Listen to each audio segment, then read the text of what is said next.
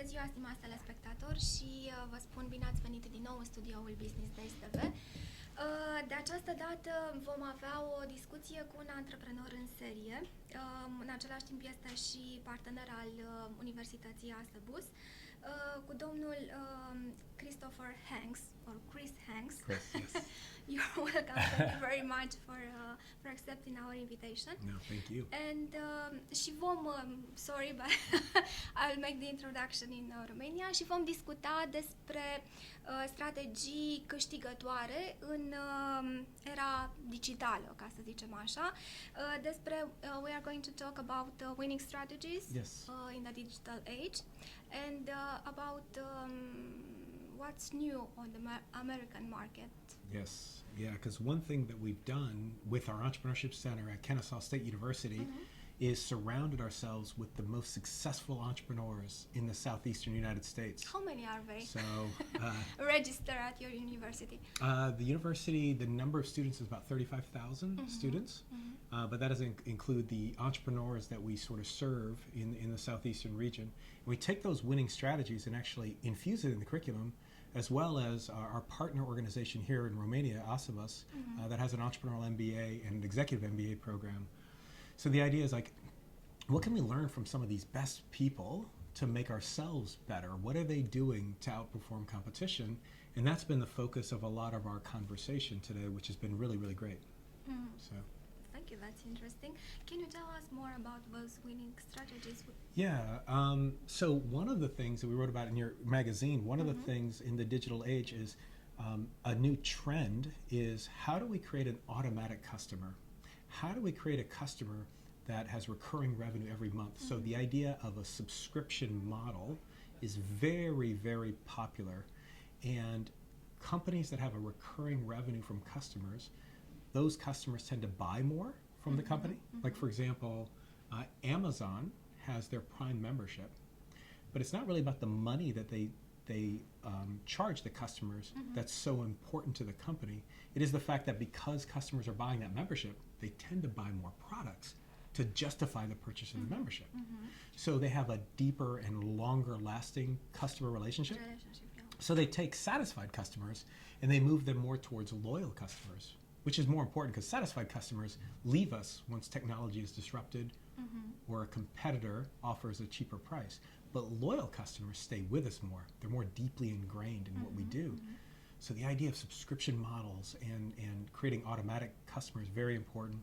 Also, those companies tend to sell for more money if they're purchased by another company, up to 48 times more in purchase price.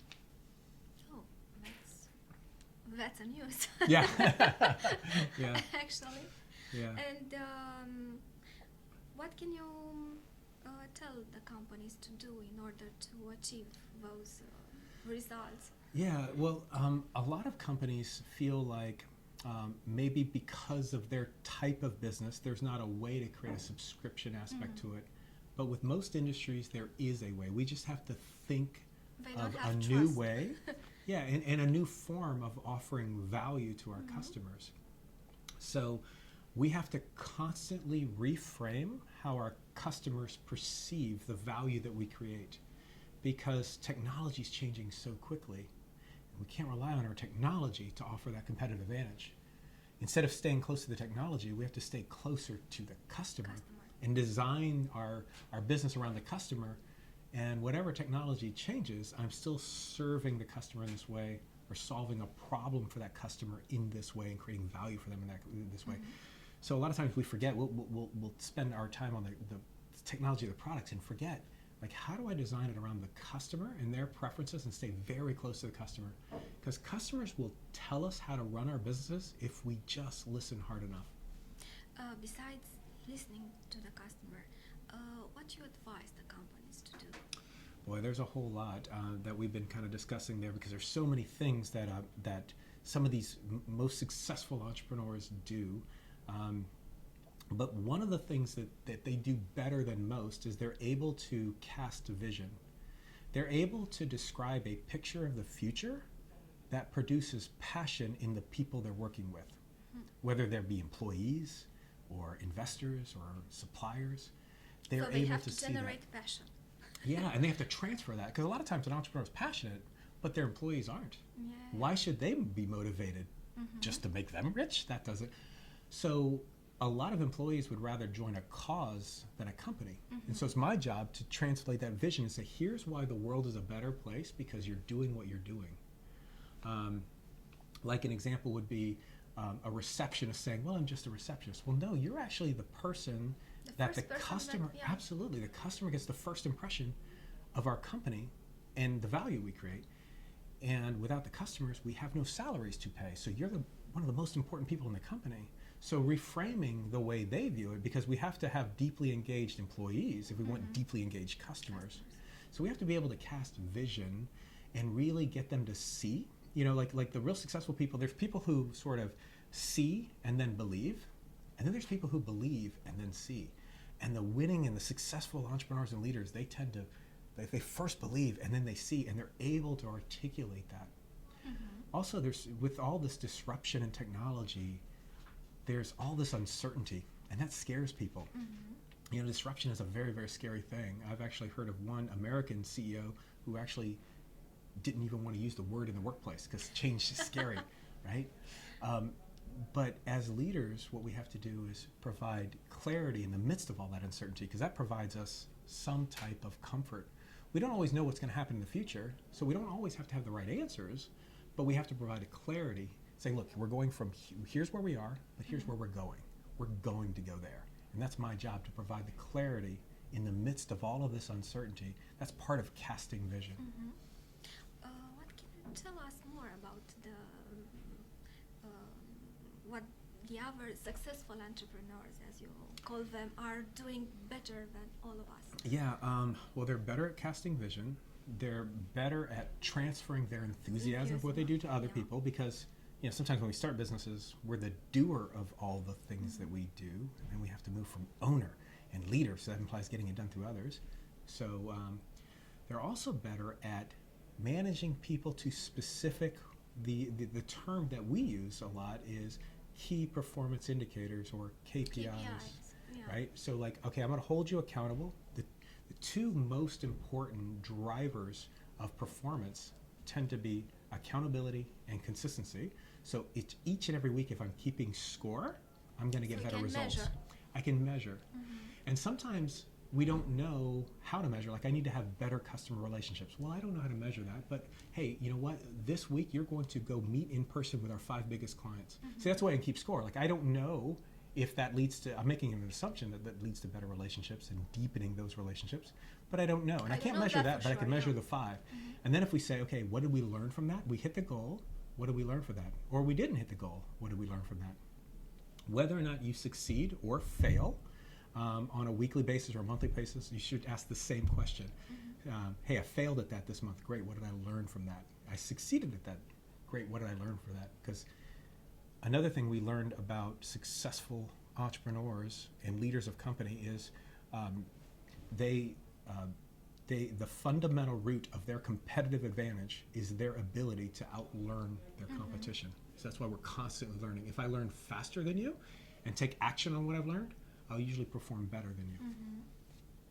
That's very interesting about some other winning strategy. Yeah, so sort of another winning strategy is, I'm sorry. No. I was just thinking it's very interesting what you're saying. Yeah. So another winning strategy is, as a leader, I have to, and this may sound a little bit strange, but I have to act like the leader.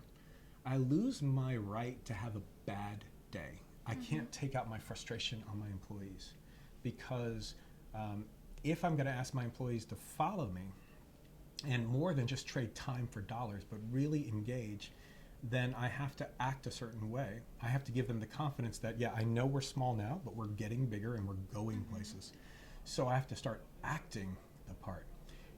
Act as if you are already that $1 million in revenue company, or act as if you're already a 200 employee kind of company, or whatever your goals are. You start acting like the CEO, and then you tend to what we believe will happen sometimes tends to happen.